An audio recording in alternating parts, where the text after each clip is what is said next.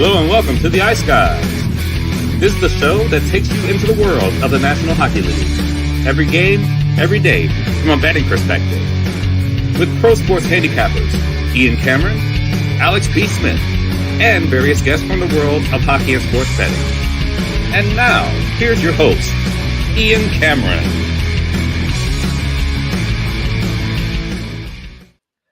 Welcome to the Ice Guys, Sunday, March 24th, presented by Boston Hemp Inc. Ian Cameron, Alex B. Smith, and here with us on a Sunday because he couldn't join us Thursday, Matt Robinson, a rare Sunday appearance from him. Happy to have him with us. And Connor Mack, our Sunday guest, will be along momentarily as well, ready to break down the Sunday card. This ain't your average Sunday, boys. My goodness, it is a big slate for a Sunday here in the NHL. 10 games on the docket for this Sunday card, so we'll get to those in just a moment.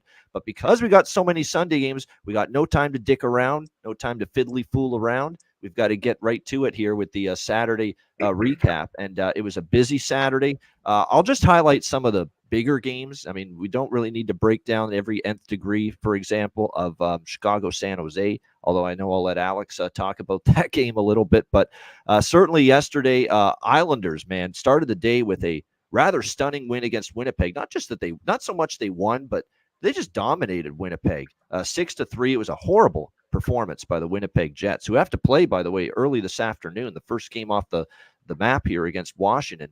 Just a terrible game from the Jets. They got what they deserved. They got badly outplayed. It looked like they were flat as a pancake right from the opening faceoff. Islanders took it to them right away, and it was a dominant 6-3 win for the Islanders and a much, much, much needed victory for Patrick Waugh's team to stop the bleeding, end the losing streak, and get 2 big points that they definitely needed.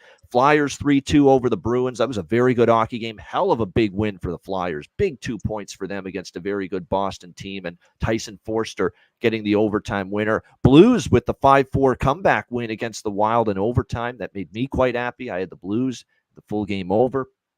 I was very happy to see both of those cash in. Jake Neighbors gets on the board again, cashes another goal prop for me. So lots to like about that Blues 5-4 victory.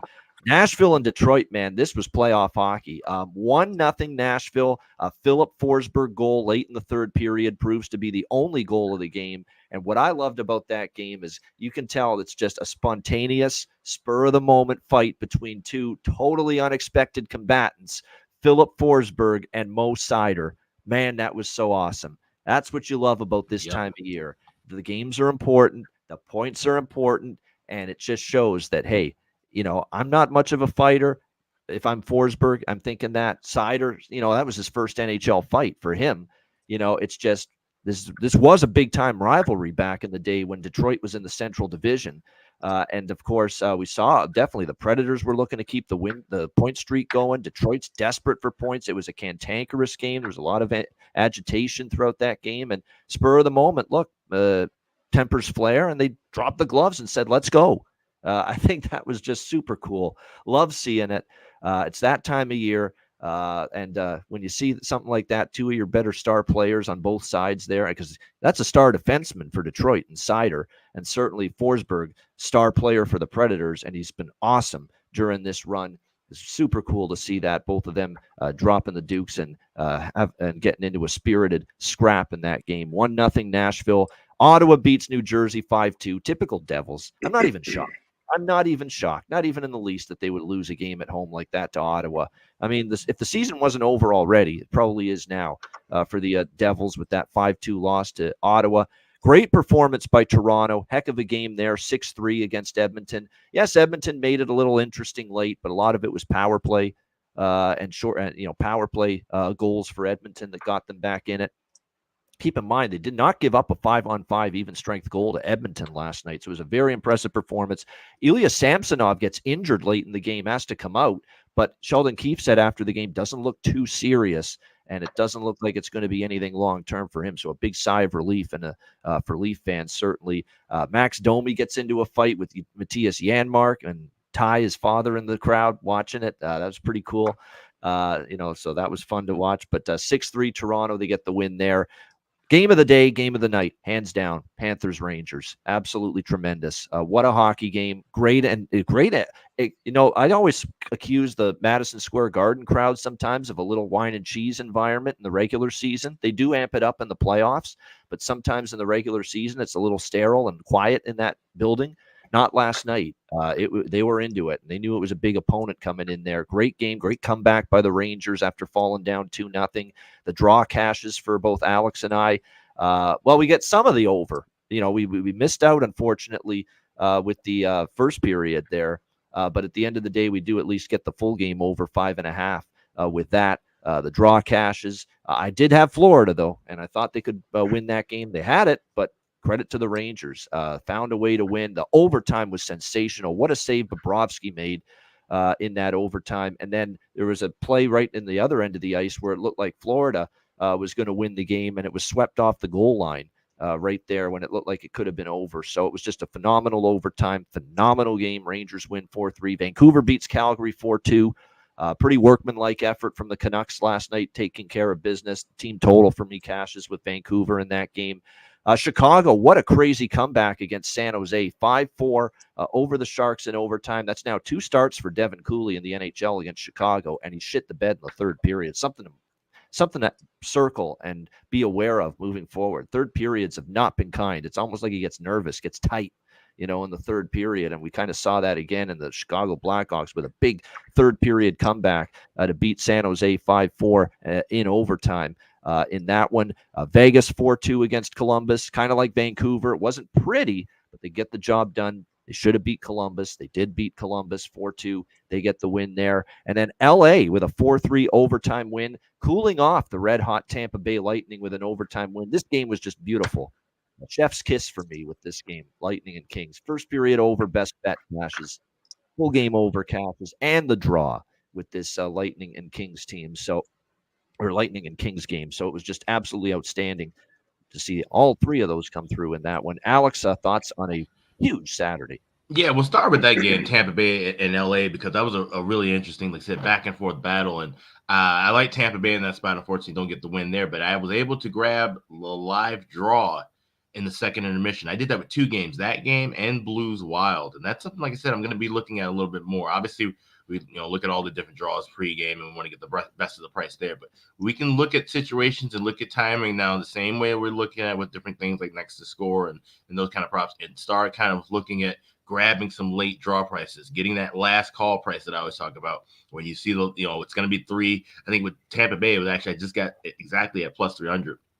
A few minutes later, went down to 290 and 280. So you want to try and get in that range of plus 300 or higher, and grabbing live draws. That's something I'll be targeting a little bit more. That was a fantastic game to watch, as was Chicago and San Jose. And you mentioned about the fight that happened with Forsberg with the Nashville-Detroit game.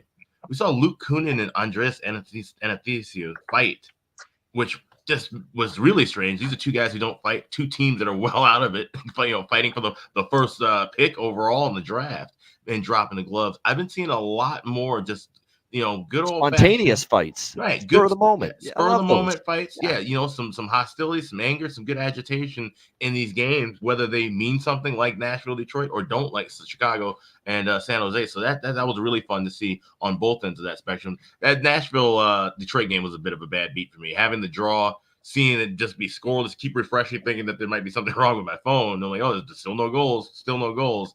And all of a sudden you get the one late from Nashville. So incredible run by them. 17 in a row with a point, 15-0-2 for a team that most of us thought would be, fighting for a draft spot at this time of the season if you had asked us in October.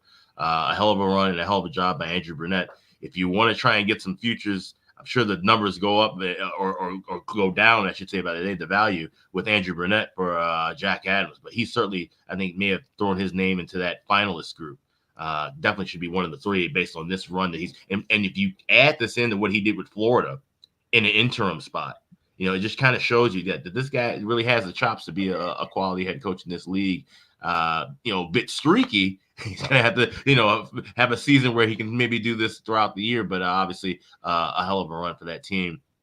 And then also looking at Florida, New York. I mean, now this game had the first period over and both teams to score hit. This would have been chef's kiss for me because I said 3. I had a little bit of 3-3 correct score in pocket. hit the draw.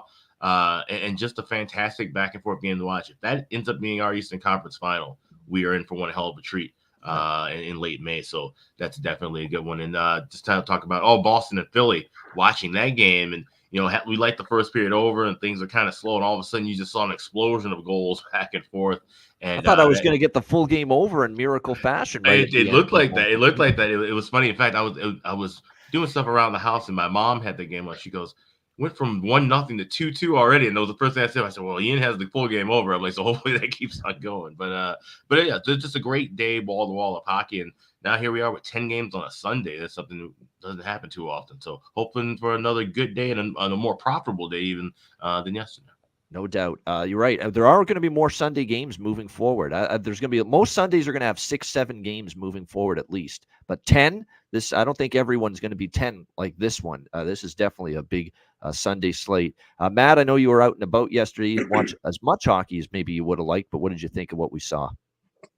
Yeah, I sort of watched the early games, and then it kind of led to being out, and obviously March Madness is going on, so I was betting a little more on basketball than hockey as the day went on, but I also was on the Boston-Philly first period over and game over, but I was able to make up some of that money.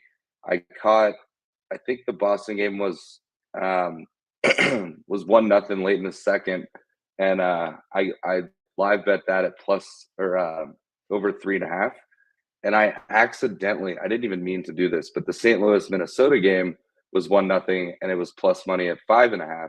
So I took both of them, and I thought I'd put a couple bucks on, each bet, but I ended up parlaying it like plus 500. So obviously those both came to fruition. So that was a nice little, okay, I'll take that. So gotta love when you accidentally parlay two games and it hits. But outside of that, I did have the over in the Winnipeg Islanders game, which obviously was not a sweat. I got in at 5.5, like I think it was like minus 115, like pretty good odds. So that one hit. That was not a sweat given the fact that the Islanders had 3 in the first period alone. And obviously as a Stars fan, love to see Winnipeg sort of struggling right now, 5-5 in their last 10. It's kind of opening things up to where I feel confident that Dallas can put themselves in a position to at least get second in the Central. So at least they have home ice through the first round. But yeah, outside of that, I mean, I was kind of keeping up with the Detroit-Nashville game. As you mentioned, I kind of thought my phone was broken as well. It was like 0-0 with 8 minutes left. I thought we were going to have one of the 0-0 draw scores. And then really kind of, I stopped, watching. Now you guys are making me feel like I need to go rewatch the Florida-New York game. So I didn't catch any of that. And obviously it looks like it was a great game, but I sort of watched a little bit of that Toronto-Edmonton game. And I mean, Toronto sort of dominated that game. I know Edmonton ended up scoring a couple late in the third, but that was really all Toronto the whole game. So that was good to see. But yeah, overall, pretty good day. Also had some good hits on the basketball side of things. So that's always nice to see this time of year. But yeah, looking forward to a 10-game Sunday because as you mentioned, typical Sunday is maybe 2 games. Like you get one morning game and then one game at like 4:00 Pacific. But yeah, starting at 9, starting in like 15 minutes, and then running through 6:00 Pacific time. So it'll be a big day of basketball and hockey. So I'm looking forward to watching today. Yep. It's a coach day. There's no question about that. And the coach day is about to begin, at least NHL. There already is the first NCAA tournament game off and running. But as far as NHL is concerned, the first game gets going in just 15 minutes from now. The Winnipeg Jets and the Washington Capitals. And man, the Jets, these are 2 ugly road losses they've had in a row where they were bad. They were bad against New Jersey, undisciplined against New Jersey. We just saw the Devils lose at home to Ottawa last night, and I think they were even worse yesterday to start the game like that. After they had lost to New Jersey the way they did, to start the game the way they did yesterday against the Islanders coming off that New Jersey loss was even more inexplicable. So now the Jets back-to-back trying to erase those memories of a brutal game yesterday. Minus 140 road favorites, 5.5 the total in this game. Very interesting decision by Scott Arniel, the acting head coach, who, of course, is taken over with Rick Bowness away from the team due to health reasons, that he's going back to Connor Hellebuck in net here in this game. And this was supposed to be Laurent Brossoit's game initially because Hellebuck got the start yesterday, but he was pulled, in the first half of that game. Brossoit came in, And I think Arneal's thinking is, look, Hellebuck was not great yesterday. The whole team wasn't good, but he struggled as well.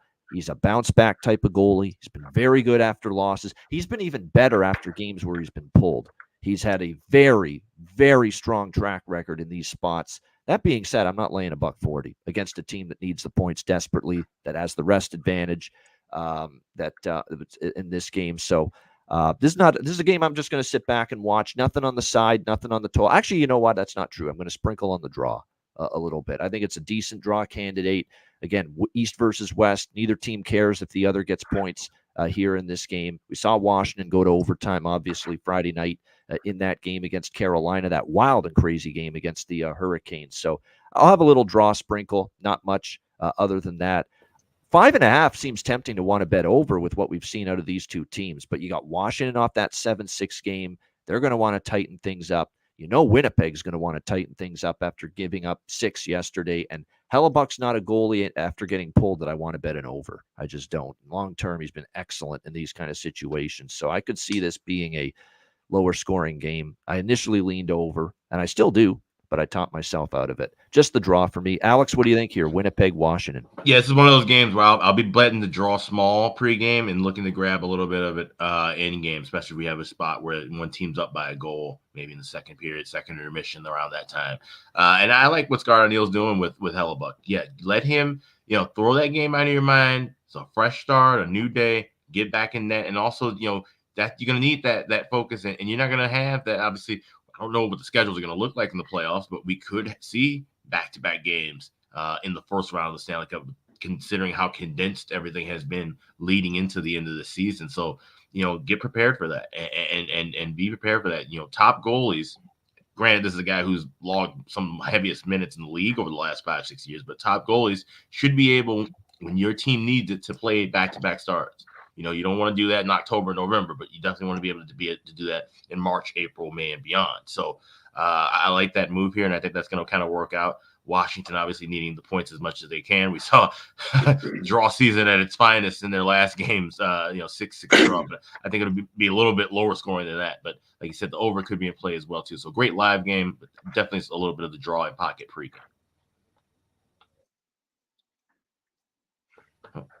Matt, what do you like here? Winnipeg, Washington. Yeah, so before the show, I jumped on first period and game total over. First period over, again, I've mentioned it before. I love the early weekend games.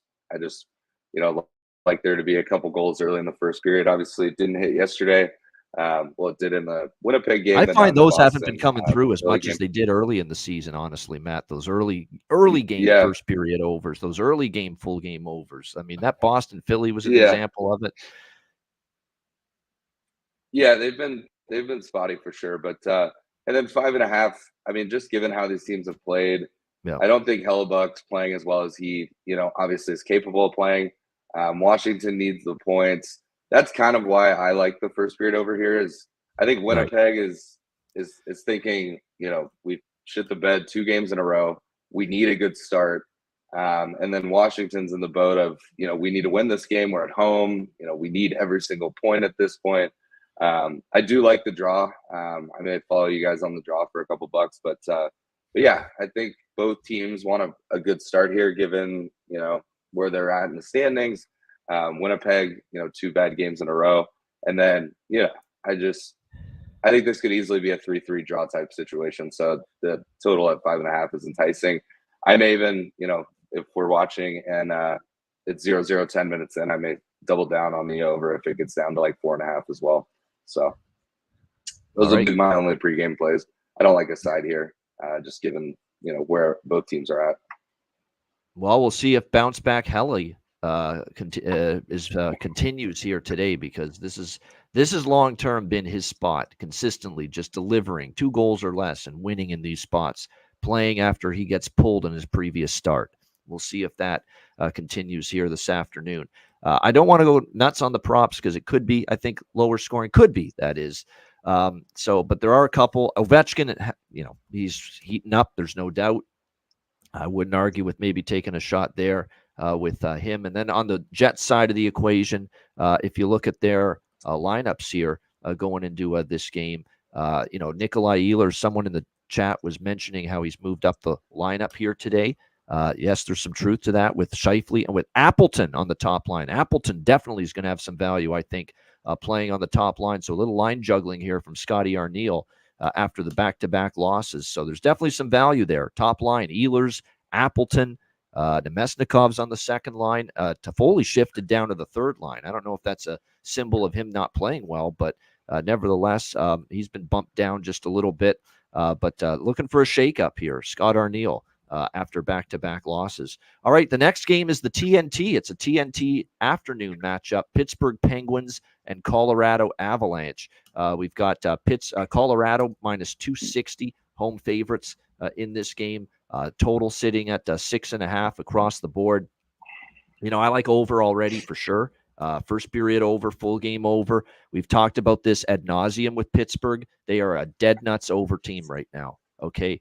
And I know that was a bad beat on the full game over with Dallas the other night, but it should have got there. Like that was an empty net goal, it looked like, but called back because of offside. Remember, that game still did go over the total in the first period on Friday night with the Penguins and the Stars. Fact remains, somehow, some way you want to be on a first period over, a full game over, and specifically the opponent team total, whoever is playing the Pittsburgh Penguins right now, because this is not a very good defensive team right now. We've talked about this for weeks. They struggle to keep the puck out of the net. Their defense is slow. You think of Letang, who's got a lot of miles on that body of his. It's just and that blue line's just not very good right now. Carlson's a defensive liability. The depth on that blue line, they have no depth. That's the point. And you can see that they're struggling right now to keep the puck out of the net. They have given up 3 goals or more in 5 straight games. They've given up 9 in their last 2 games combined against the Devils and the Stars. So now you got to play one of the hottest teams in the NHL and try to shut them down at Ball Arena on their home ice, where they're usually even more lethal. Yeah, good luck with that if you're the Pittsburgh Penguins here this afternoon. In this game, it looks like, as far as the goaltending situation here for this matchup, we are going to have for the Pittsburgh Penguins, Alex Nedeljkovic, and it should be Georgiev for Colorado once again, although it hasn't been confirmed just yet. I don't think there's much of a difference right now, Jari to Nedeljkovic. It's more a product of the goalies aren't great right now for Pittsburgh, either one, but this is more of an issue of the blue line in front of these goalies. It's just not good. And they're giving up odd man rushes. They're breaking down in coverage in the defensive zone repeatedly, and it's been an issue throughout the season and especially of late here for the Penguins. So I think it's an opportunity for Colorado to keep this offensive onslaught going during this win streak. Their next game is at home against Montreal, so there's absolutely zero look-ahead spot here for Colorado. During this 8-game win streak, they have scored at least 4 goals in 6 of the 8 games during this win streak. They've scored 10 in the last 2 games against the Blues and the Blue Jackets. And you look at home ice, what they've done, other than a 2-1 tight game against Minnesota, 5 goals against Chicago, 7 against Detroit, 6 against Columbus in their last game. So, yeah, for me, this is a clear choice. First period over, full game over, Penguins and Avs. And I'm going to take a look at the Colorado team total over here. Now, I know you're not getting a bargain here because they're a big favorite here in this game. And it looks like with the current price for this team total, we're looking at 3.5, minus 150 to minus 160 at most books. Yes, it's a little juicier than I would like, but I'm still laying the number. Sometimes you got to lay a little bit of a bigger price to get the bet you want. And that's what I'm going to do here, over 3.5. Minus 150 to minus 160 here for the Colorado Avalanche. Alex, what do you think here? Penguins, Avs. Yeah, I'm going to, over trifecta, but with a little live twist, obviously. I'm going first period over and full game over is live because these numbers are just way too high. I'm looking at $1.60, $1.70 for the first period over, $6.50, $1.15. I don't mind that price, that number. Just want to get that price. So we're looking $1.40, $1.35 adjusted a couple minutes in for the first period over, and maybe hopefully grab it even money or a plus $1.05 for that 6.5. And I like both teams to score pregame. I got that plus 158. Like I said, just looking at goals here. Pittsburgh, and look at Colorado, especially if it's going to be Georgiev. We keep talking about this. The more that this guy plays in the regular season, and logging these heavy minutes, and he's going to see shots. I don't think Pittsburgh's just going to completely lay down in this game. I think they will still give some effort. Crosby is going to be geared up. So they're going to be goals going both ways in this game. This should be a fun one, good one for TNT. And I definitely think we see that over cash in. Grab those prices a little bit lower live. Wait a couple minutes before that game starts. This might surprise people. You mentioned Pittsburgh might put up a battle. I think if you like Pittsburgh early in games has shown up. We saw obviously they got on the board first against Dallas on Friday night. And I could look, Colorado did give up an early goal Friday night against Columbus, but that's all Columbus got in that game. So I might put a little both teams. I might turn it into a trifecta from a bifecta here in this game, because I think I could see maybe both teams scoring in the opening period here in this game. And you're certainly going to get a good price. I see upwards of plus 170, plus 180 at some books with the first period, both teams to score here in this game. No question about that, because Pittsburgh has been popping in the odd early goal. There's no doubt. We saw it again against Dallas. Columbus scored an early goal against Colorado on Friday night. So definitely maybe I'll add that both teams to score first period to go with the full first period over, full game over, and that Colorado team total over. Matt, what do you think here? Pittsburgh, Colorado. Yes, so I'm going to play it similar, but a little bit different as well. I'm actually going to, on MGM, you can obviously go higher with totals, individual totals, all that sort of stuff. So I'm going to play the first period over at 2, which is plus money. I'm going to play the full game over at 7, which is plus 135. And then I'm going to take the Avs team total over 4. Obviously going to hope for like a 5-3 type game.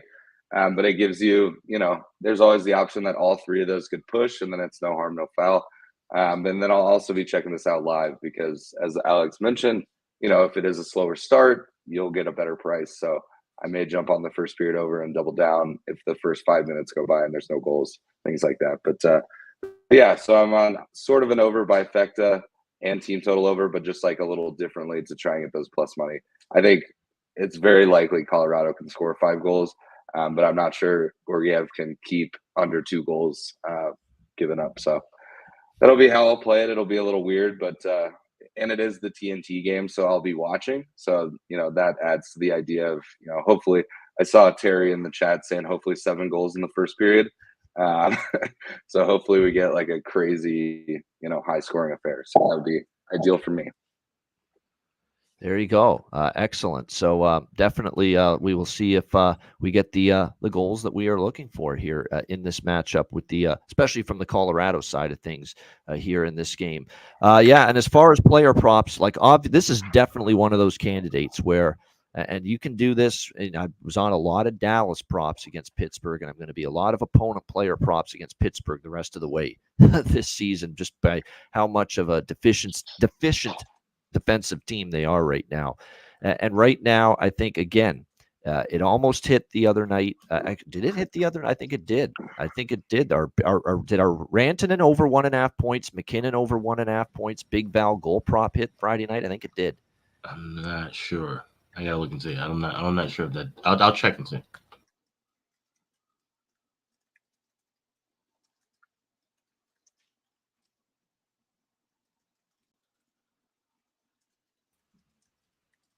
All right, we're back. Sorry about that. But yeah, I believe last game that did hit.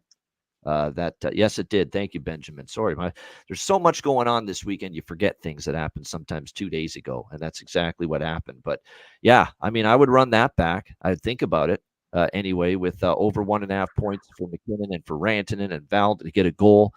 You could even put in. You know what you can do? I would do a straight point parlay today. Val, Nate, Nico, and Kale. Those 4 guys, just put them in all to get at least 1 point. Bare bones minimum. I think that's pretty good here in this game. Go with something like that, because this should be a points party. It's like Oprah. You get a point, everybody gets a point. That's what it should be here for Colorado today against this Penguins defense, which has been just unsightly bad, for much of the last month or so.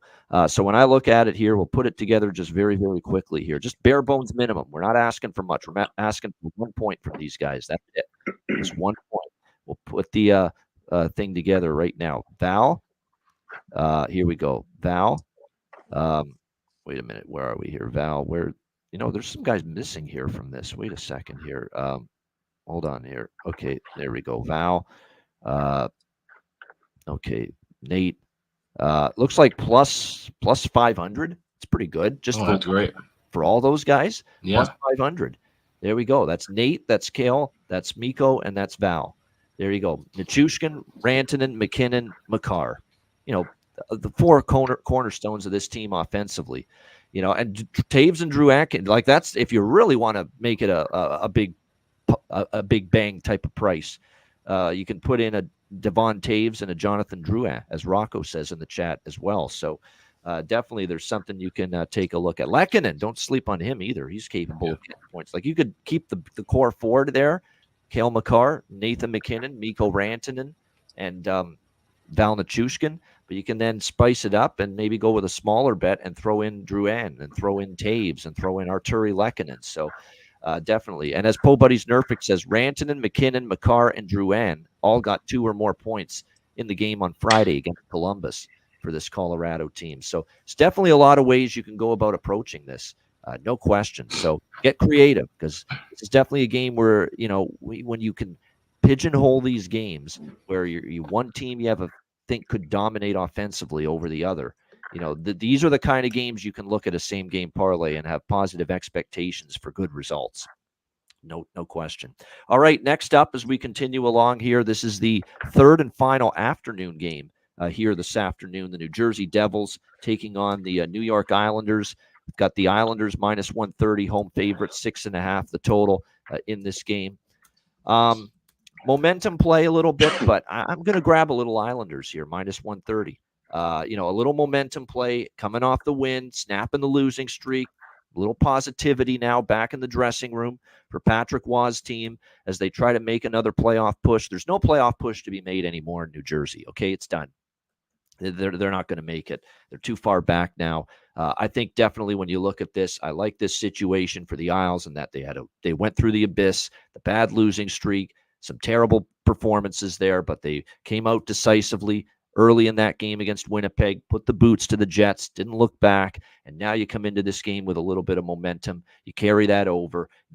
I know New Jersey's going to want to play better. That nobody was happy about that Ottawa game last night, but I don't know if they're capable of playing better because I just think this team now, really, when you lose a game like that, they had just had 2 nice wins in a row. They had beaten Winnipeg. They had beaten Pittsburgh earlier this week.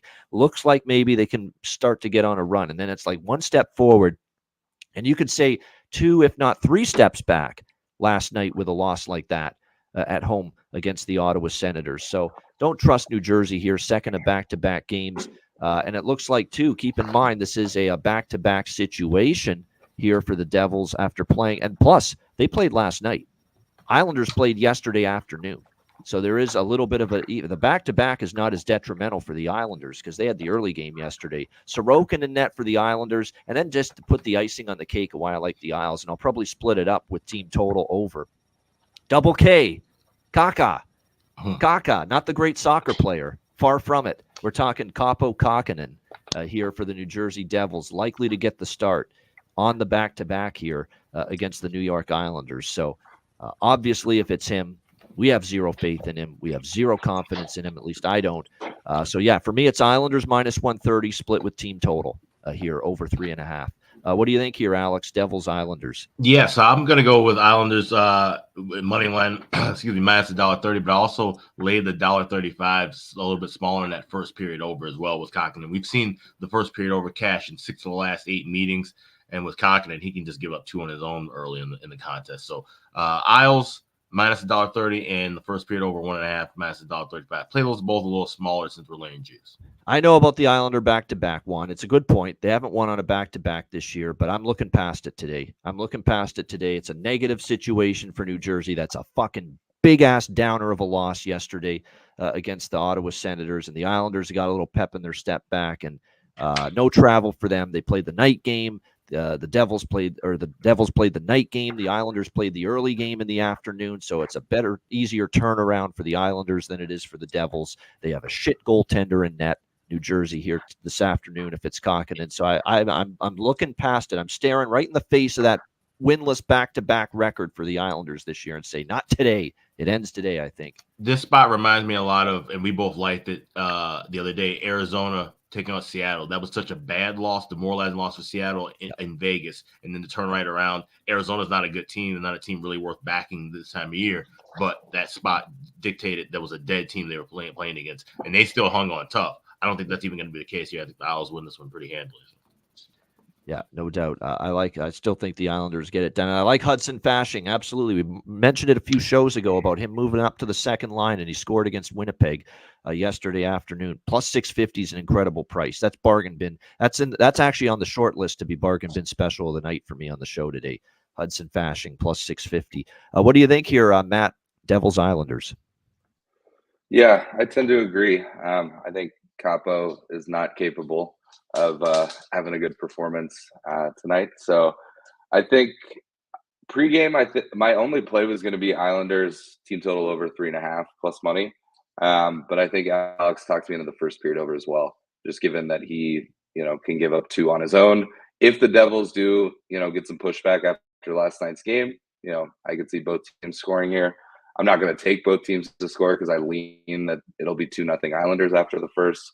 But it kind of covers my boundaries. And I was looking, minus 135 for first period over isn't a terrible price. It's not like the Pitt Colorado price. So I'll be on first period over and team total over for the Islanders. Those will be my 2 plays pregame. Actually lean to first period full game over too. I might sprinkle on a bifecta here, but definitely more money will be invested in the Islanders money line and team total for me here in this game. The bifecta would be very small for me in comparison. All right, next up, Florida and Philadelphia. This should be an interesting matchup. We've got the Panthers minus 160 road favorites, 6 the total, shaded to the under in this game. I'm telling you what, Flyers might win this. I have not bet Philadelphia, but I kind of lean home underdog here. I kind of look, they've had Florida's number this year. John Tortorella's Flyers have played Florida very well. They've beaten them back-to-back games, both times in Florida as well.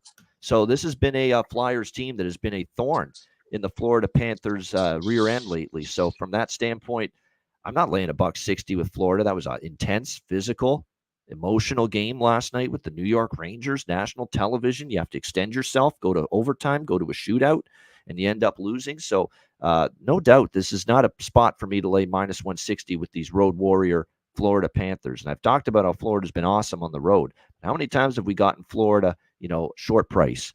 Florida, even money, Florida's an underdog on the road. That's not the case now. And they're not playing great. They're 0-3-1 now in their last 4 games. Got injuries, including to the captain, Alexander Barkov, who missed again last night against the New York Rangers. From all indications, I don't think he's going to be back here tonight either for the Florida Panthers. As of right now, don't expect him back. And they miss him. And, of course, the blue line's taking a hit now. Not only Ekblad out, but now Gustav Forsling day to day. So you're talking about now those are 2 of their best defensemen. And if Forsling doesn't go tonight, suddenly Josh Mahura, Brandon Montour, Nico Mikkola, Balinskis, Kulikov, and Ekman Larson have got to shoulder way more of the workload. So, yeah, this is not a spot for me to trust Florida minus 160 against a team that's given them problems this season, the Philadelphia Flyers. So this is going to be for me one where I'm not going to take Philly. Believe me, I'm tempted, but I am going to take the draw here. Florida and Philadelphia could see another overtime here with these 2. With Florida went to overtime. Remember the games in Florida, Philly won them both. They were very close, tight games as well, and they both were very low scoring, if I'm not mistaken, as well. So this could be an under spot. Now I know it's going to be Stolarz here on the back-to-back, but he's been excellent.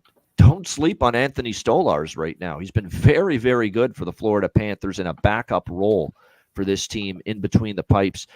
Philadelphia had Ersson yesterday. You would think they turned to Felix Sandstrom, give him a start here tonight for the Flyers. Not confirmed, though, as of yet. Right now, the draw, lean under, lean Flyers. What do you think here, Alex? Panthers, Flyers. Yeah, I like the draw here as well. It's a good draw season spot with these 2 teams needing points. But I like the over here, and it's dropped to 5.5, $1.30. In fact, I had over 6.5, or over 6, I should say, flat at plus 105. I cashed out of that and got the 5.5 minus $1.30 because I think 3-3 heading into overtime seems about right. So I'm willing to lay that little bit extra bit of juice to get that number.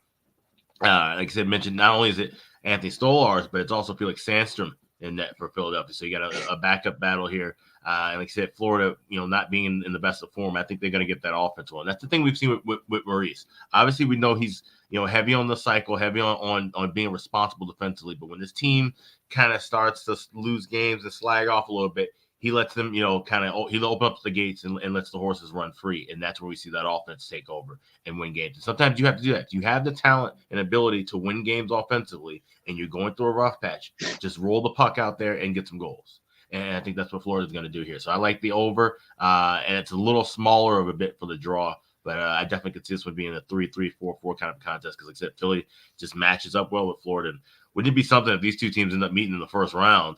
Florida's got, thinking about Florida, New York, Eastern Conference Final. Well, you got to maybe have to get through Philly and what's going to be a tough. And it's going to be a completely different setup once you get a Tortorella team in the playoffs. It's going to be all shut down defense. So Maurice Tortorella in a playoff series might look like something we watched when we were growing up in the 90s. But this game, I think that's going to be a little bit of the opposite. I expect goals here. So I like the over and a little bit of the draw. All right, good stuff. This is actually a sandwich spot for Florida. They're off the Ranger game on ABC national television last night. Huge game. Philly today. Guess what they got Tuesday on our live betcast Tuesday night? Boston. First place showdown in the Atlantic Division. So it's a nasty little sandwich here for the Florida Panthers tonight against the Philadelphia Flyers. And again, no Barkov, no Ekblad, and maybe no Forsling.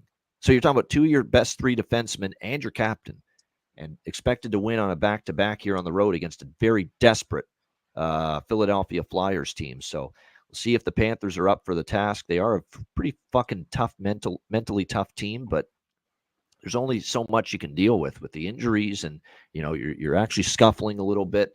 We'll see how it goes. The good news for them is, like I said, Anthony Stolarz has been sensational for the majority of this. Like, his numbers are really good. His numbers are number one caliber right now, number one goalie caliber.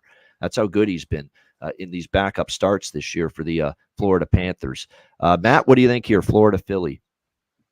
Yeah, my only play is the over. I also got in at 5.5, and it really comes down to Felix Sandstrom.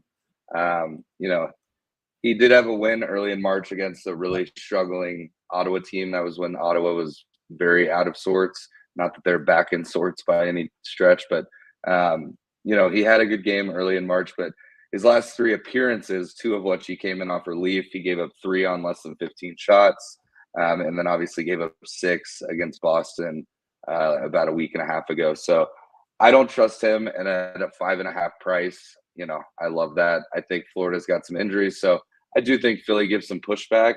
I was thinking about making a case for Philly team total over, but as you mentioned, Stolarz, former NA South player. He was in the same division as me when I was playing juniors. He's been playing lights out. So, I can't trust that, especially Philly coming off a nice win last night, or I guess yesterday morning against Boston. So I think it could be like a 4-1 type game, a 4-2 type game. So I don't like the team total over for the Flyers, but I definitely love the over at 5.5. You lay a little price at -130, but for a 5.5, that's not bad at all. So that'll be my only pregame play. I'm interested to see how this game goes, though. Florida's kind of, I don't want to say struggling by any stretch, but definitely not playing how they were, 3 weeks ago. So, and Philly, is still battling tough despite the scratching Couturier and all that sort of stuff. They've still been, finding ways to win. So I think it'll be an interesting game. I'll probably tune into this one, but yeah, my only pregame play is the 5.5. And just a little more context on Felix Sandstrom, too, even going back to his numbers in the AHL. He gave up 3 or more goals in 6 of his last 8 starts down with Lehigh Valley before coming up. So he's had, you look back, he's had decent records and still giving up goals. So this guy, that's just something he does. You can win a game, but he's going to give up 3 goals just about every start, it seems like. That's the fly in the ointment right here for people like in Philadelphia or people like in the under in this game. It's Felix Sandstrom. His numbers aren't very good. 4 goals against 8. It's not a good save. 860 save percentage.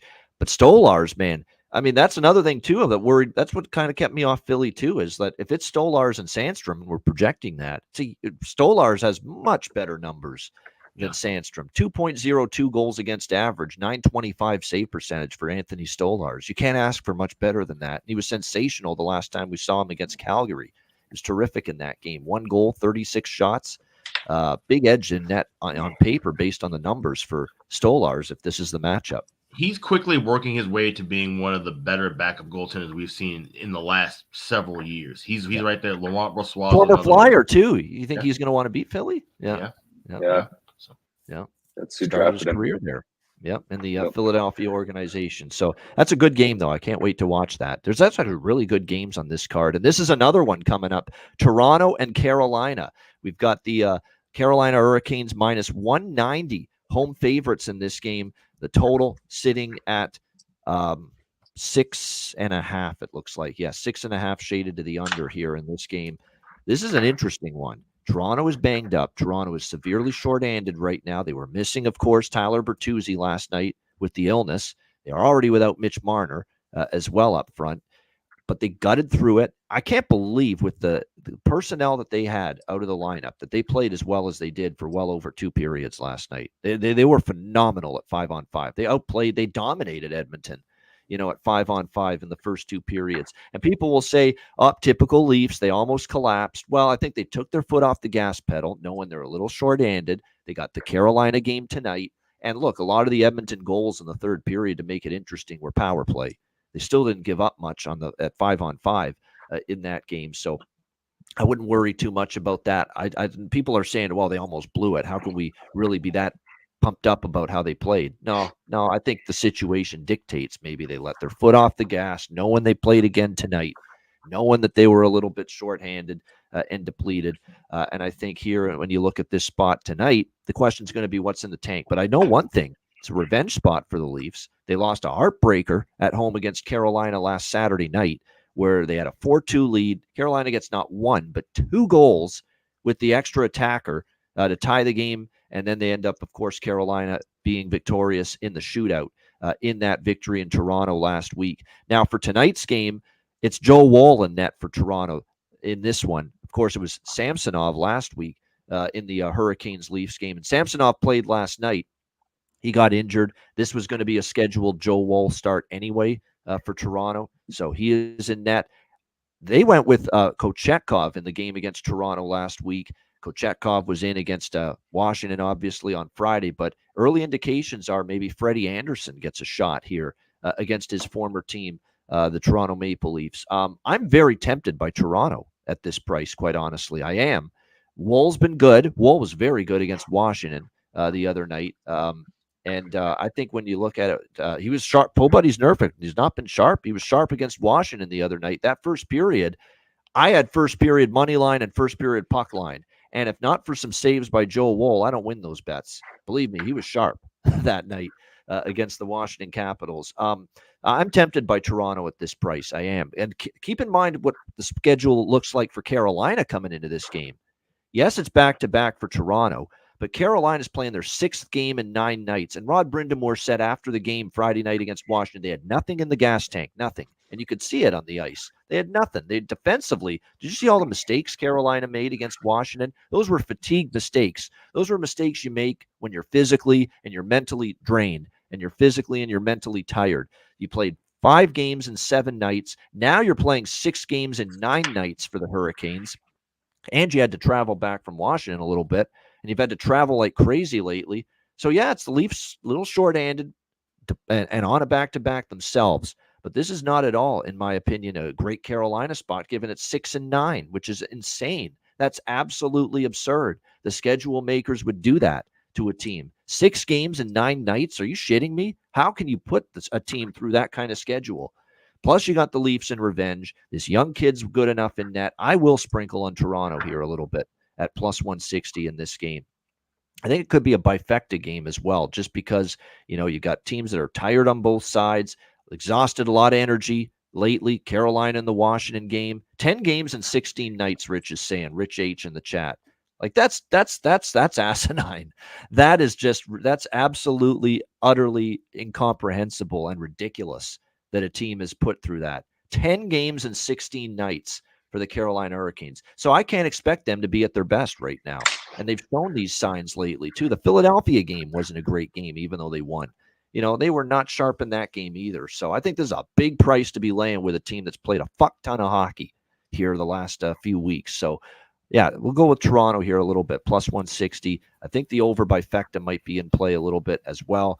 What do you think here, Alex? Leafs, Hurricanes. Yeah, I'm kind of pulling a play from you, and I'm going first period money line, I should say, and full game money line with the dog here with Toronto. This is like I said, terrible scheduling spot. 6 and 9 would be okay for something to do in October, November. Not do that to a team in March in the middle of a run toward the playoffs. That's just absolutely brutal. And against quality competition, and not just any last game. You had a game where there were 13 goals, should have really been 17, 18 goals. So a lot of energy expended. And now you come back home. That this is just a bad flat spot. I expect to see a team that looks like they've been on the road for about 5 or 6 days. 5 or 6 games. That kind of a spot. So I like Toronto here. Like I said, with Wall and net, I feel confident in him. Got to see what happens with Samsonov, of course. Now Jones was the backup last night. Jones will back up tonight, but obviously they're going to need him back for the stretch run. So you have Wall healthy. Maybe ride him. He can go on a little bit of a run. Started with this game here. So give me the Leafs as a dog, first period and full game. All right, there you go. First period and full game money line for Toronto here in this game. I only went full game, and it's because I want the third period burn in the legs of the Carolina Hurricanes on my side of this. 6 games in 9 nights, 10 games in 16 nights. And when they get to that third period, the legs are got to be burning. Live totals through a schedule like that. Maybe third period, both teams to score. Third period, over stuff like that. Yeah, no doubt. But it's a great game. It's a fascinating one. I know the Leafs felt absolutely sick after they lost to Carolina, which means I think even with maybe Bertuzzi misses again, although he hasn't been ruled out. I don't think Marner's coming back, but at the same time, I think the Leafs, they're going to bring it here. It's just a question of, is it going to be enough here to get the victory here in this game? What do you think here, Matt? Toronto, Carolina. Yeah, so I tend to agree. I don't know that I'm going to actually bet on Toronto, but I love their. I know that always has to make you pause a little bit when you play it back in your mind. Yeah, I actually have to bet on Toronto, right? Yeah. Well, it's nothing against Toronto necessarily. Like, Carolina's a great team. I'm definitely not laying minus 190 with their schedule being how it's been. But I do like Toronto to score 3 goals in this game, and then then if it is like a 3-3 draw type game, and then Carolina gets a lucky goal in overtime, I'm still happy because Toronto got over 2.5 goals. So I think, I don't think you're crazy for laying money on Toronto. I might sprinkle a little bit just given that it's plus 160. But the big play for me pregame will be Toronto team total over 2.5. It's like minus 120, minus 125. Yeah, I'm going to split it up too, Maddie. That's exactly what I'm going to do. I'm going to split it up, full game money line and that team total at 2.5. Yep. Good call. Cool. Yeah, that's what I'm doing with the bigger dogs now, because there's been more than one occasion where the big dog loses the game and they get 3 goals and the team total still hits. So you want that. Would you rather split 1-1 or go 0-2 or 0-1, I should say, if you just bet the money line? So that's exactly why I like adding a little team total to it. Yeah, this is a perfect example of bet prices, not teams. You got to sometimes think that way. All things created equal. Like, let's say it's no travel situation. Oh, you pros. Yeah, I mean, I get it. Yeah, if it's spot and schedule, and for me, like I said, I'm no hesitation betting Toronto in this spot. I know we hesitate to bet Toronto in general, but like I said, it's spot and it's schedule, and that's the reason for this. Yeah, like I said, if Carolina's a much better team in my eyes than Toronto, and like I said, if there's no crazy travel, then this line's closer to Carolina lane, even 150, I would be siding with Carolina, probably Carolina regulation. There you go. But when you look at just how bad of a scheduling spot this is for Carolina, and like you said, the Leafs having a formidable, capable goalie, and we know that their offense can show up. And I trust them more sometimes on the road than I do at home. If this was reversed, we're talking about Leafs laying 190, absolutely not. But we're talking about Leafs on the road, and I think that the bookmakers almost give them a little too much respect at home, and maybe a little not enough respect on the road, and that's why we're even getting the price like this. All right. Yeah, exactly. That's what it's about. I think in this situation, that's damn expensive for Carolina, minus 190. given the 6 games in 9 nights, 10 games in 16 nights. That's a ton of hockey. Like I say, if Carolina's minus 160 here and they've got a rest advantage, a significant rest advantage, I would definitely not be on Toronto. But I think in this game, there's definitely an issue here that I personally have with all the games that Carolina's played in this condensed period of time. Yeah, Bobby McMann to score a goal, Max Domi to get an assist. I mean, you have to keep looking at these props. They keep cashing right now for the Leafs. John Tavares over 1.5 points. You have to keep cashing that too. I remember Brett Skalski used that early in the week as a best bet, or as a bargain bin, I should say, on the show. John Tavares has had like multi-point games like 3 or 4 in a row now. And that's been a great bet. John Tavares over 1.5 points. Holmberg, moved up to the top line during the game last night. He actually took Matt Nyes off that Matthews line and put Pontus Holmberg up there. And Pontus Holmberg scored 2 goals. So there's probably value there with him as well. And then for Carolina, Seth Jarvis goal. Do we even have to say it anymore? He just scores every game. You got to look at Seth Jarvis as far as goal props. Gensel over 1.5 points. Gensel's been a repeated 2-point or more guy in the last few games since he's been with the Carolina Hurricanes. This is another game where I do think we'll see some goals, a decent amount of goals with the fatigue factor in play. That this is a decent game to factor in and consider with some player prop options here in this game. All right, Edmonton and Ottawa, all Canadian matchup here. We've got Edmonton minus 190, road favorites here in this game. The total 6.5 across the board in this matchup. I think it's a nice bounce back spot for Edmonton, quite honestly. Obviously the game did not start well and did not end well for them last night against the Toronto Maple Leafs. But I think they have a little bit of an advantage here coming off the loss last night to Toronto. Plus the fact that Edmonton, actually it's quicker for them to get to Ottawa from Toronto than it is for Ottawa to get back home to Ottawa from New Jersey, where they played last night. They did get a nice win, 5-2. And like I said, the Senators are going to be capable on certain nights of playing spoiler. Just don't know if I want to trust them tonight to play that spoiler against an Edmonton team coming off the defeat last night against Toronto, looking to bounce back. This is going to be one where I'm going to do 2 bets. Edmonton first period puck line. Edmonton, actually 3, split it up between the 3. Edmonton first period puck line, Edmonton in regulation, and also Edmonton team total in this game over 3.5. That's the way I'm going to approach it here in this game. I think Edmonton gets back on track. They have been pretty good off a loss, very good in fact, off a loss since Chris Knobloch took over as head coach many months ago. What do you think here, Alex? Edmonton, Ottawa. Yeah, I'm just gonna go with Edmonton first period puck line. I'm seeing plus 140 over Caesar, so I'm gonna lay the half and go with Edmonton. Like I said, I think they at least get off to a hot start. And then maybe just kind of look to adjust live in game with their like bigger card. So, keeping some games a little bit smaller. This is the one where I'm kind of not leaning too heavy on anything with. All right, there you go. Edmonton first period puck line for Alex here in this one. Matt, what do you think here? Oilers, Senators. Yeah, honestly, this is probably a pass game for me. I was even looking at like maybe taking Edmonton team total, but I'm seeing like minus 150. I don't know. I'll probably pass this game. Maybe something live, but pregame, I'm just going to take a pass on this one. Nothing wrong with that. A lot of games on this Sunday card. We don't always have that as the case, but that definitely is the case right now with the Sunday slate here. Just a ton of action, ton of games. As far as props go, Hyman did score last night. I was hoping for more because he was against Toronto, but Toronto did a great job, at 5-on-5 defensively. They didn't really give the Oilers as much as I would have thought. So we didn't get as many goals or points as we were hoping for from Zach Hyman, but he's obviously worth a look. McLeod, Fogle, Corey Perry. That's another thing you got to remember moving forward.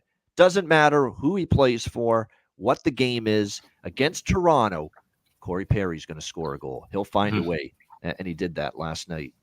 And something to note about Corey Perry, too, he plays that same role that Zach Hyman does on that second line. That they're right in front, and they're always kind of circling and tailing around their screens, but they will clearly bump out of the way and get right to the side of either side of the net to get a puck right on their stick. So that's something to look for. We've been talking about Zach Hyman, first goal, Zach Hyman, different things. You can kind of tail Corey Perry in those same kind of looks because he plays that same kind of position role for Edmonton.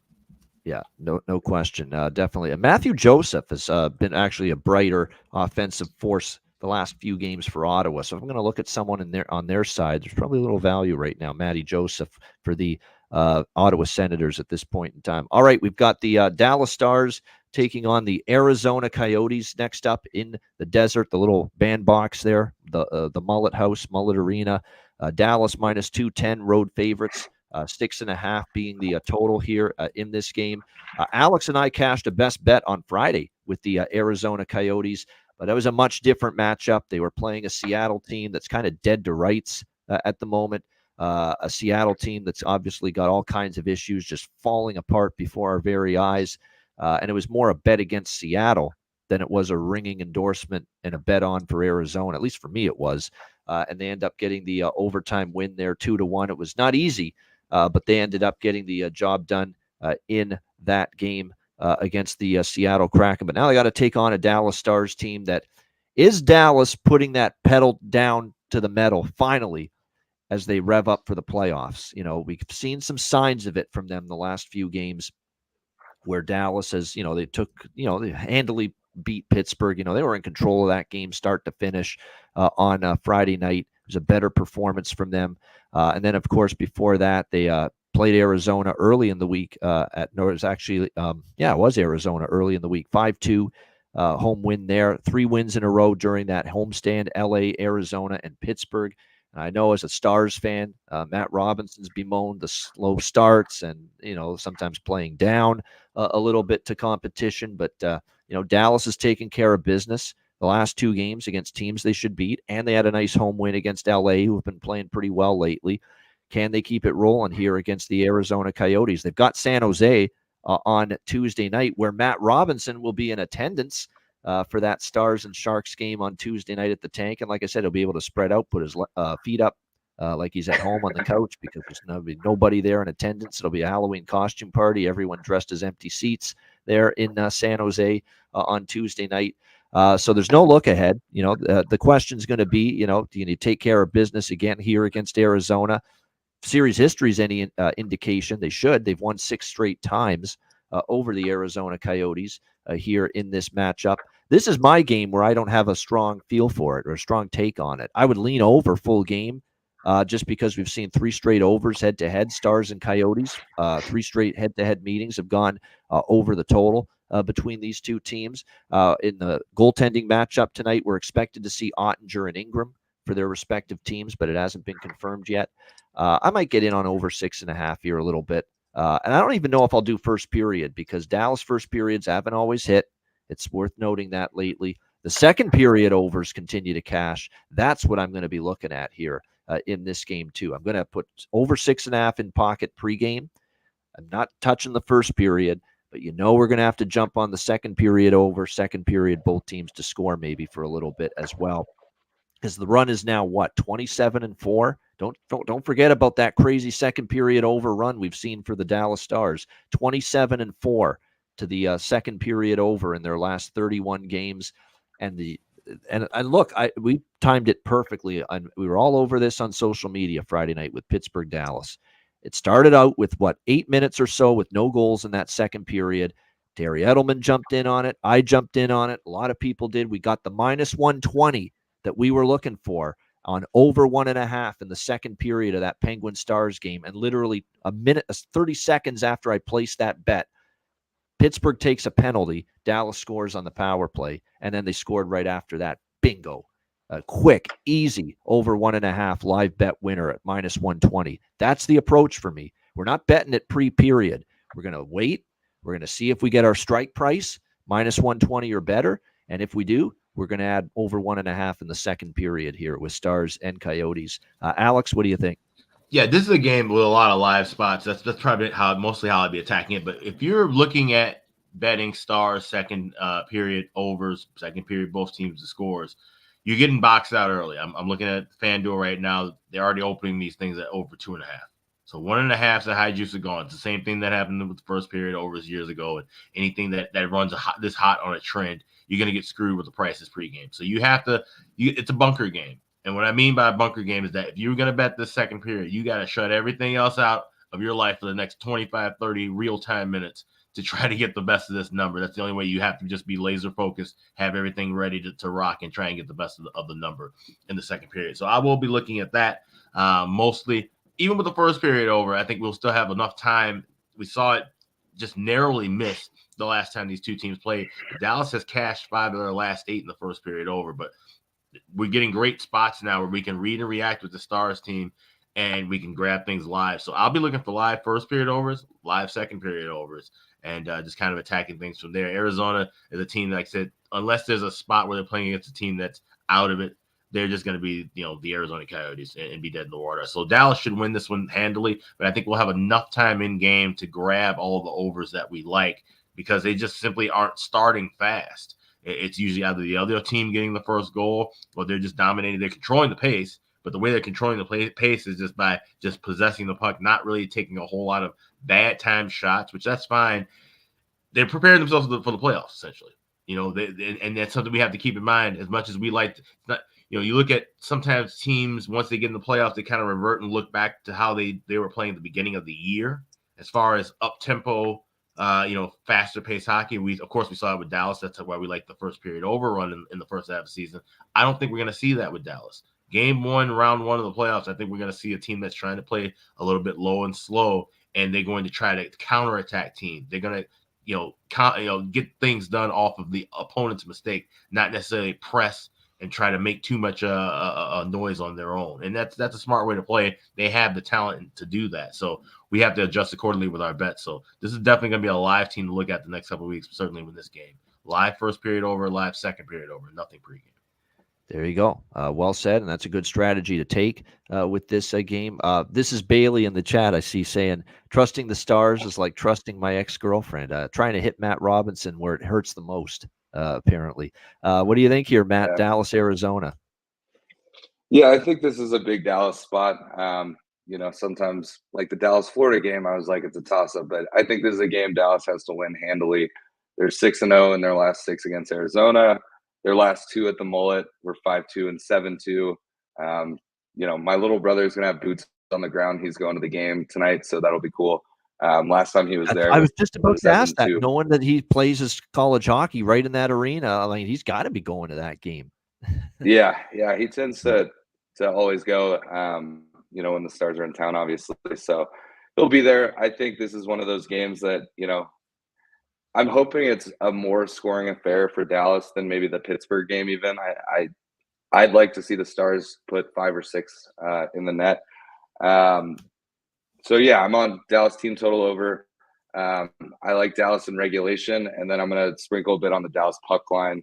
It looks like 5 of the last 6 Stars Coyotes have been Dallas puck line: 5-2, 4-3, 5-2, 4-2, 4-0, 7-2. So Dallas has kind of had Arizona's number, and I don't expect it to slow down tonight.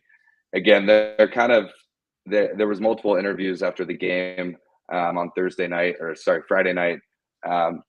They seem focused. They know that they're gearing up for the playoffs. They're playing some inferior teams. I mean, Pittsburgh's still kind of in the hunt, but teams like the Coyotes, teams like the Sharks, given the Central, where the Central's at, they have to have 2 points in those games. And I think they're kind of realizing, they've lost a couple overtime games against bad teams this year. They can't even risk getting to overtime. They just need to dominate the play and win the game in regulation. So, and then obviously some great props available. I think that Sagan-Duchesne line is going to be rolling again. It didn't take them long to look good. That Sagan goal, that pass by Duchesne, I know I'm a biased Stars fan, but that was highlight reel worthy. That was such a sick pass. So look for them to keep the chemistry going. I mean, Ben's playing lights out. He's on a 5-game heater. I'm hoping the first line wakes up a little bit. It's funny. Last year that was their only scoring, and this year they're almost playing as a third line. So I mean, Robertson's been sneaky. He hasn't had the flash that he's still up. Like I think he's close to 80 points. Like he's still up there. But it's like he's not scoring all the goals, so it's kind of like assists here and there, so things like that. But yeah, I mean, this is similar to the Nashville game where Dallas went off. I feel that they should dominate. They'll probably lose 6-0 now that I say that, but no, I think this is a spot that Dallas needs to roll. So I'll have a lot of bets going on Dallas tonight, and then hopefully it continues into San Jose on Tuesday, because then I'll have boots on the ground. So. And we talked about it yesterday with Dallas. We said that, they got to make up that ground in the regulation wins column, because, and even with Winnipeg kind of looking a little weaker of late, you still do not want to open up a best of 7 playoff series in the whiteout in Winnipeg. You don't want to open up a best of 7 series in the altitude and that crazy crowd with Denver. You want to try and at least get home ice if possible. So, like I said, you have to bury these bad teams late and get 2 points. Do not screw around. Do not go into overtime. Got to take care of things in regulation. So, yeah, we did kind of touch on that yesterday. Yeah, we see a dog in the background there when Matt was talking. Does that mean Arizona's going to win this game? They're live here in this game? Well, hopefully not. Hopefully not. But 5-2, that's not bad, Aaron. I like that. Aaron's in many of our bet casts recently. 5-2 plus 1,800, correct score sprinkle. Why not? That's 5-2 has been a lot of – we almost had 5-2. Again, that damn should have had 5-2. Yeah, against Pittsburgh. Sagan had the under. I'm convinced. I mean, he missed a wide open net from the top of the circle, and then was offsides on Robertson's goal. I think he had the under bet, and didn't want them to get that 5th goal. It's quite possible. And Alex has definitely ranted over the years about the missed empty net opportunities that have cost us overs and various puck line bets, and you name it. Well, and Marchman hit the crossbar on his shot from the red line. It was like everything would go in. Yeah. The only blemish in an overall pretty good game, because I had the first period over, first period both teams to score, Stars team total over, the live second period over, everything but that full game over. But I can't complain too much. All right, Tampa Bay. Oh, by the way, for props, I agree. Duchesne. He's been great since coming. Sagan's been back on that line. That line's been very good. Jamie Benn, I think you roll with him. He's been heating up right now. Goal, assist, maybe even an over 1.5 points in this game. Stankoven and Wyatt Johnston. I'll never say, not a good idea to bet those two guys. I'm always interested with Wyatt Johnston and Logan Stankoven. So definitely some good props there. And then for Arizona, Cooley, Keller. Those are two guys, the two players, Gunther as well, who got the overtime winner against Seattle the other night. So there's some props I would look at for Arizona. All right, Tampa Bay, Anaheim. We've got the Lightning minus 225 road favorites, 6.5 being the total in this game. I'm running it back like last night. First period over, full game over, bifecta. More on the first period over though, which is now 14-2 in the last 16 Tampa Bay Lightning games. Nothing more that needs to be said. I said this shit yesterday. I don't need to go into more detail. Over 1.5, first period, over 6.5, full game. Alex, what do you think here? Lightning Ducks. Yeah, first period over. I was able to grab it this morning, minus 130. Not only do we have the 14-2 run with Tampa Bay, but 6-2 the last 8 meetings with the Tampa Bay and Anaheim to that first period over. So this is one where, and if you've seen these high prices now, anything above $1.45 and higher, wait a couple minutes, because Anaheim's a team that they know they can't compete and match speed and intensity with Tampa Bay. They want to try and slow things down, and they do kind of play some slower starts on Sundays. I have noticed that. So I think this is a game where you can grab some, if you got 130 or better, by all means, stay with that. But this is one where you can definitely grab a little bit better price in game, grab a little, maybe $1.30, $1.25. And then you can maybe even wait a little bit longer and grab some plus money on top of that as well. I think the goals might come a little later in the first, but it was second goal that last night came in with 6 seconds left. So, we can definitely have a little bit of room to grab some better prices, but loving the first period over. That's the only thing I like here. All right, first period over for Alex. Just the first period over, no bifecta for Alex. I'm on the bifecta, but I'm on more of the greater percentages on the first period over, like it was last night in the game against LA, which was my best bet, by the way, Lightning and Kings. And we got it in the final seconds, man, with that tying goal right near the end of the period. But the best bet streak rolls along thanks to some late first period heroics from that Lightning Kings game last night. Lots of props. I'll get into them in a moment. But first, Matt, what do you think here? Tampa Bay, Anaheim. Yeah, to be honest, I don't know. I don't love the sides or totals here. I mean, obviously I favor Tampa Bay, but I'm not going to lay minus 225. My only pregame play is a prop, and I'm going to be on Anthony Duclair anytime point. It's minus 115. He's been really good on that top line. I also see that Kucherov is even for over 1.5 points, which is shocking. I mean, I think I think the thought process there by Vegas is, they'll probably, if they do get up early, that line will see a decrease in minutes against a bad Ducks team. I mean, but how do you not? That's too enticing. So maybe I'll jump on that as well. But yeah, as far as sides and totals, nothing for me pregame, but I might try and jump on a live over if it is a slow start. All right, there we go. Duclair, yeah. Any Duclair props? Point Kucherov over 1.5 points. I'd come back to that. Point did get 2 points last night, Braden Point, even against a very good LA team. Kucherov, though, did not. And it has been a while since we've seen Nikita Kucherov get fewer than 2 points in a hockey game. But last night was one of those nights against LA. But again, LA is a pretty decent team as far as defensively. But I would say those props are worth a look again tonight. Duclair, anything Braden Point, anything Nikita Kucherov. Stamkos is streaky, and Stamkos had a nice night last night for Tampa Bay. So maybe you can even throw him into the mix right now in this game, especially if you're looking at same-game parlays. Bailey's right in the chat. For Anaheim, the clear target has to be Alex Killorn against his old team, the Tampa Bay Lightning. Now, he already played them in Tampa.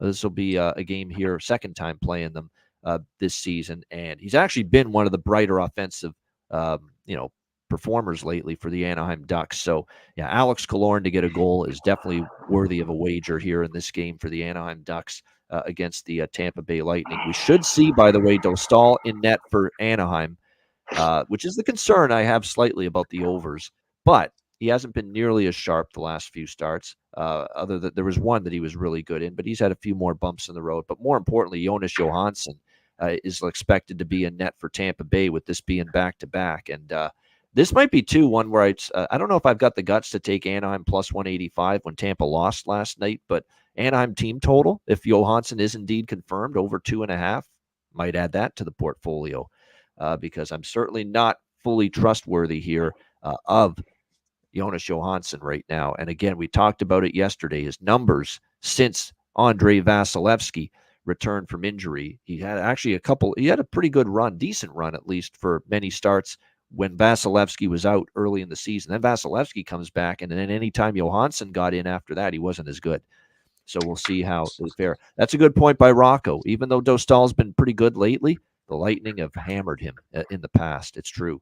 So we'll see if that continues here tonight. All right, next up, we're down to just 2 games left. Montreal and Seattle. We have the Seattle Kraken minus 160 home favorites. The total in this game, 5.5, shaded to the over.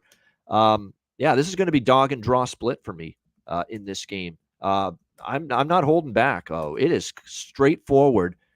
We're betting against Seattle hand over fist until proven otherwise. This team has just fallen really off the map completely. Struggling mightily. They know they're not making the playoffs anymore. So I think when you look at this spot here for the Seattle Kraken, now you're laying minus 160 here in this game.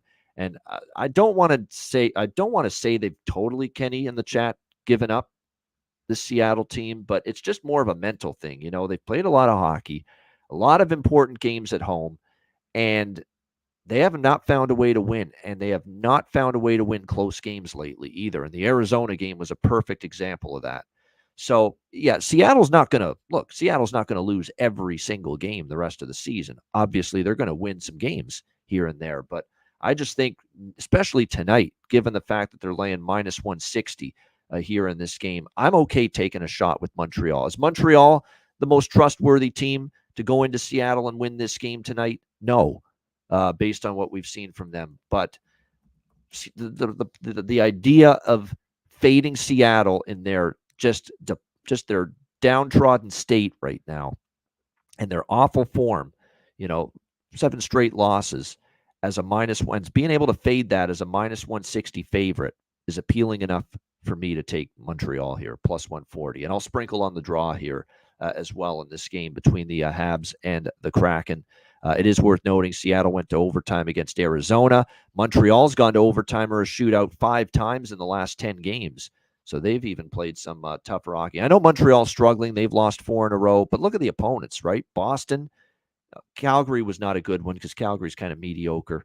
And then Edmonton and Vancouver. Of course they're going to lose those games, or at least you'd expect them to lose those games. The Boston game, the Edmonton game, the Vancouver game. So they played a pretty tough schedule here, Montreal, the last few games. So yeah, Montreal Canadiens plus 140 and a little smaller bet on the draw here for me in this one. Alex, what do you think here? Montreal, Seattle. Two teams playing for exercise. I got nothing here. Nothing wrong with that.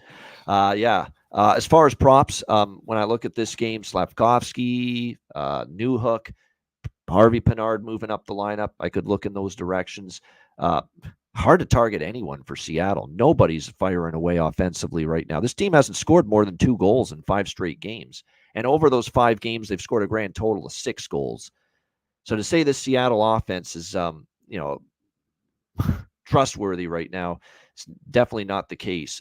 So it's been a rough go for the Kraken. Looks like we're going to see a Sam Montembeault, Philip Grubauer matchup in net. And by the way, we've talked about Vince Dunn, who might be missing in action again. They're 1-7 now without Vince Dunn in the lineup, this Seattle team. So we've talked about it ad nauseum, just how much they miss him and his puck movement from the back end. And I think it's really, you've seen it play out on the ice. Their offense has suffered significantly without Vince Dunn on that back end to start the rush for the Seattle Kraken. All right, final game of this Sunday slate. It is a great Sunday slate. It's just so amazing to see this many games, and there's quite a few high-quality games. This one not nearly as high quality, but interesting nevertheless. The Buffalo Sabres taking on the Calgary Flames, as I believe Buffalo wraps up their Western road trip here tonight in Calgary. We've got Buffalo minus 115 road favorites, 6 being the total here pretty much across the board in this game. This is definitely one where the over trifecta kind of appeals to me here, and I get it that we've seen good things from Ukko-Pekka Luukkonen, picked up back of Pickle Peppers lately in net for the Buffalo Sabres, and he's expected to be in net here. And Dustin Wolf, on the back-to-back, will likely be in net for Calgary because we saw Markstrom last night against Vancouver. But there's still some growing pains for Wolf. At the NHL level, 3.25 goals against average, 897 save percentage for him, Dustin Wolf. He's going to be good in the long run, but he's not NHL seasoned just yet. That's the point about Dustin Wolf right now. So I think, with this being Buffalo at the end of a long road trip, fatigue a little bit, Calgary, defensively, like I've said, they're a team definitely that I don't trust at the defensive end of the ice without Tanev and Hanifin since they traded those 2 guys away. And they've been giving up, the majority of games, they've given up 4 goals or more to the opponent. I'm going to do over trifecta, and I'm going to sprinkle a little bit here on over 3.5 with the Buffalo team total as well in this game. I think Buffalo's not going to make the playoffs because it's not what they're doing or not doing. They're winning, for the most part, other than the Edmonton game, but they've been winning games lately. The problem for Buffalo is they're not getting a lick of help. Okay, the teams ahead that they need to track down are winning. The Islanders won yesterday. The Capitals are still a team they've got to leapfrog. Detroit, got off the schneid a couple games ago. They're not gaining a shit ton of ground, Buffalo, even with the wins that they've registered over the last week. So I think they're just going to run out of racetrack. Not enough games left, and they're not making up enough ground right now, the Sabres, to get there. So, but I don't think they're giving up. It doesn't sound like it. They played Edmonton 3-3 going into the third, and yeah, it was a bad third period, but that game was there for them. I do think they win, but I think the better route instead of minus 115 is that team total. I think that's the better approach if you like Buffalo here, especially when you can get over 3.5 at plus 145. I'm even seeing plus 150 for the Buffalo Sabres over 3.5 with their team total, which means at BetMGM, you could probably get that down to over 3 and get like even money or minus 110 on it if you want to be a little more security. If in case they just get 3 goals and at least you get a push. Definitely, I'm interested in Sabres team total. I like over trifecta here in this game as well. What do you think here, Alex? Buffalo, Calgary. Yeah, I definitely like this first period over 1.5. It laying $1.30 here. Like I said, Wolf has struggled, and we've seen him. And I think, like I said, maybe this is a Calgary thing because we've seen him struggle. And the blue line's worse in front of him now too. Keep that in mind. Certainly, but we've seen him struggle early And I've seen him kind of look a little unconfident, a little shaky early in net in some of those games. And so that's something to kind of keep an eye on. Remember, that was the issue with Markstrom last year, giving up first shot, second shot of the game. It's not that bad, but it seems like this issue with goaltenders getting comfortable in the first 10, 20 minutes of play. So I don't know what that necessarily is about, but that we can capitalize on that by looking at looks in the first period. So I like that first period over. I do like over 6 laying $1.05. But I'm not so sure about Buffalo winning this game. Like I said, last on the Western road trip, I think their legs could be a bit fatigued. And like I said, I think if what I'm seeing is true, Wolf will get a little bit stronger as the contest goes on. Maybe Buffalo's legs kind of give out a little bit. So I like the Flames here, minus $1.05 and even at a plus price. So I'm going with Flames money line, but I also like the first period over and the full game. Going with Calgary. See, I think the 2 days off could help Buffalo. They haven't played since Thursday night against Edmonton. We'll see if that gives them more energy and gives them a chance to replenish after that 8-3. Really, that game was kind of a misleading score. I mean, that game was 3-3 going into the third, and it just got – then they padded it with a couple of late goals, empty netters, the whole bit. So, but we'll see if Buffalo can respond from that. Calgary won twice in a row in Buffalo, and Buffalo has won twice in a row in Calgary. So this has definitely been a road team series history in the last 4 meetings. Last 4 meetings, the road team has won every game. So we'll see how if that continues here tonight. Matt is back with us. A little dog walking just now, by the way, off screen. What do you think here, Matt? Buffalo and Calgary. Yeah. The chat was mentioning the dog was running around when I was talking about Dallas. She usually just chills when I'm on the show, so I was like, something's up. So she was biting at her leash, and I was like, okay, she's got to go out. So, yeah, good to be back. But yeah, I like the over by Fecta here.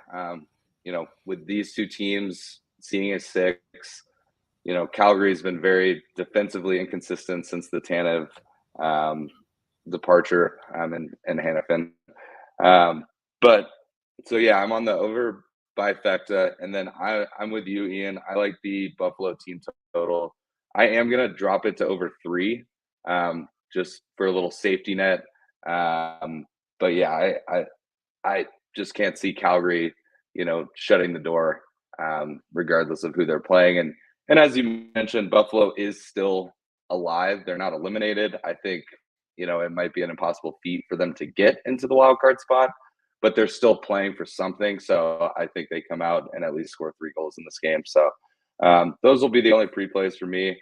I lean Buffalo, but I think the team total is a little safer bet in case we get like a 3-3 draw and then you get overtime. So yeah, as far as props, Pospisil and Zary, if they remain up the lineup for Calgary. For Buffalo, Paterka has been put up on the top line recently, and he's been making good on it, and he's been producing for the Sabres. I think he had 2 goals against Edmonton the other night. So JJ Paterka, I think definitely on the top line. Got to look in that direction for Buffalo.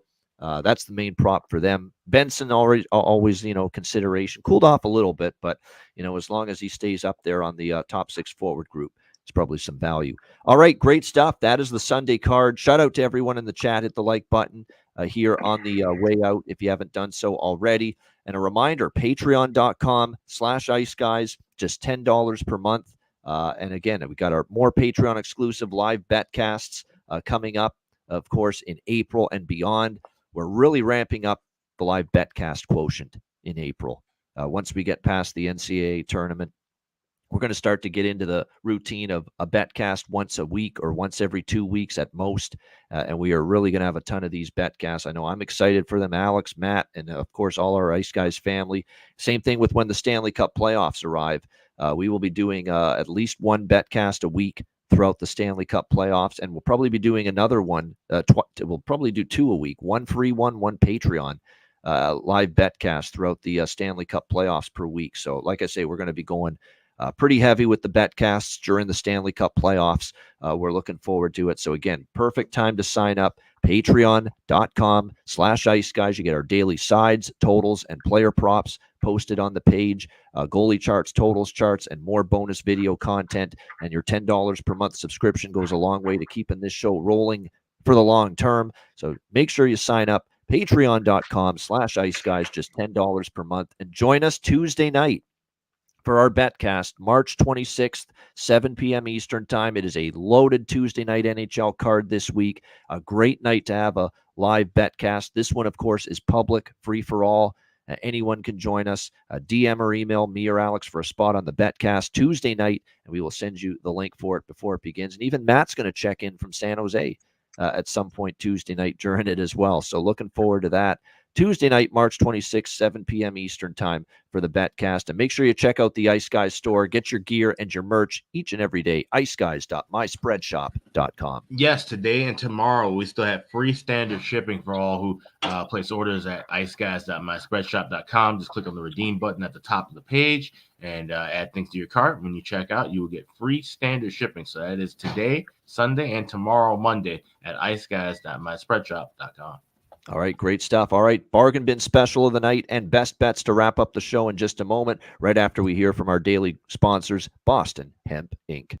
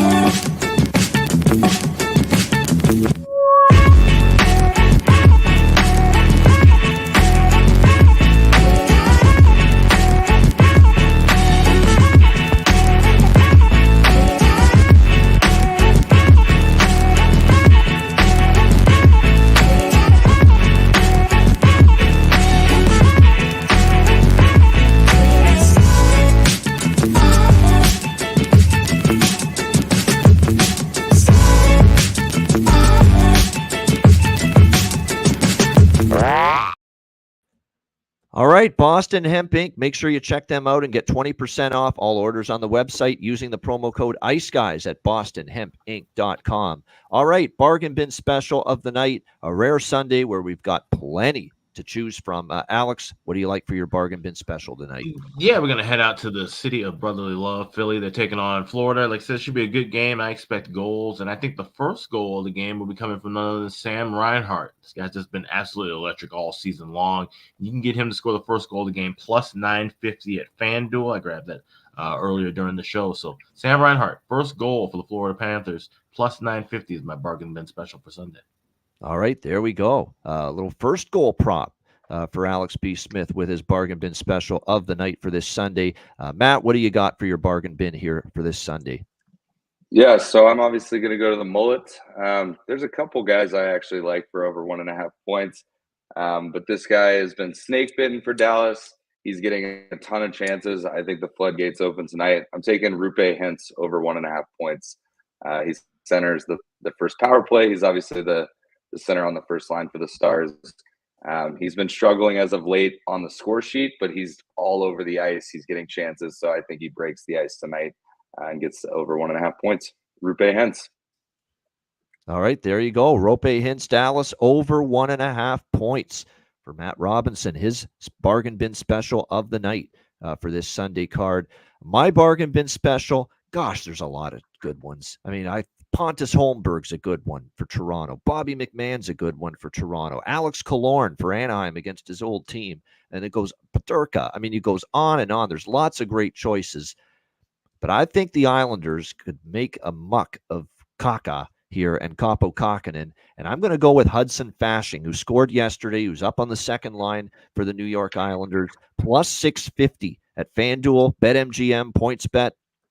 All three of those books have him at plus 650. I think it's great value. Hudson Fasching, New York Islanders, plus 650 for my bargain bin special of the night for this Sunday card. All right, best bets. Alex, what do you like for best bet? Yeah, head out to Raleigh. Go with the Toronto Maple Leafs, plus 160. This is just an awfully big price for a pretty good team going up against an opponent that is in a horrible scheduling spot. Carolina has played 6 games in the last 9 days, had that absolute barn burner on Friday. This is just a spot where I think Toronto, with a decent goaltender and Wall, we know that offense, they're just going to roll the puck out in their way and just get goals, early and often. And like I said, late in the game, I don't see where Carolina's going to have their legs underneath them. So Maple Leafs plus 160. That is my Sunday best bet. There you go. Big dog. Toronto Maple Leafs plus 160 against the Carolina Hurricanes. Best bet for Alex B. Smith. Matt, what do you got for us here for best bet? Yeah, so I mentioned it earlier. Dallas has beat Arizona in 6 of the last 6 games, 6 in a row. And while doing that, they've scored 4 more goals in every single one of those games. So give me Dallas team total over 3.5. You can see it around minus 125, minus 130. I think that's a great price for a team that's done it 6 straight times. All right, Dallas Stars team total over 3.5. Minus 125, minus 130. Best bet here for Matt Robinson on this Sunday slate. My best bet for this Sunday card, boy, this is interesting. Lots of good choices. I'm going to go New York Islanders here, minus, and I'm going against that friggin' back-to-back for this. I get it. They're for on a back-to-back. Not today. Not today.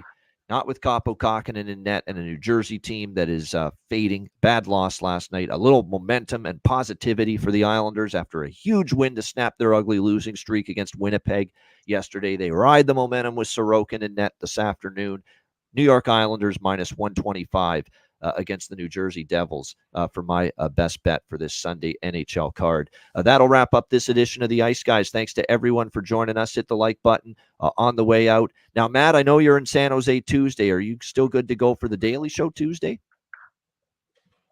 I don't believe so. I don't think Okay. I'll be in the car during that time. So yeah, I'll probably not be on the Daily Show Tuesday, but I do still plan on checking in during the betcast. I'll pop in while we're at the hotel before we head over to the arena, and then maybe I'll jump back in once we get to the arena so you can see all the seats around me and no one there. So yeah, no doubt. Give us a little glimpse inside the old Shark Tank there, BHP Pavilion or what, SAP Center, whatever the fuck it's called now. Right. They change the name all the time, but that's all right. Good stuff. We'll see you, Matt, for the betcast for a little bit, and then he'll be back on Thursday on the Daily Show. I hope you're listening to this, Terry Edelman. You might be on call on Tuesday to be on the show, so you might get another opportunity here to join us and fill in on Tuesday. Of course, Brett Skalski will be with us tomorrow on Monday. Alex will be off tomorrow. Alex will be off Tuesday's Daily Show, but he will be with us for the betcast, Alex. I'm looking forward to that one. I mean, Bruins, Panthers, and a slew of other really good games Tuesday night. Yeah, I'm definitely looking forward to it. I'll be on for the long haul for Tuesday evening, so definitely looking forward to what's a great slate of games and what should be another fun and hopefully another profitable betcast. Yeah, no doubt. Looking forward to that. A reminder, the Ice Guys is live 7 days a week, Monday to Friday, 2 p.m. Eastern, Saturday and Sunday, noon Eastern. If you can't watch the show live, download the Ice Guys podcast in audio form on all major podcast platforms, Google Podcasts, Apple Podcasts, Spotify, Stitcher, iHeartRadio, Amazon Music, and more.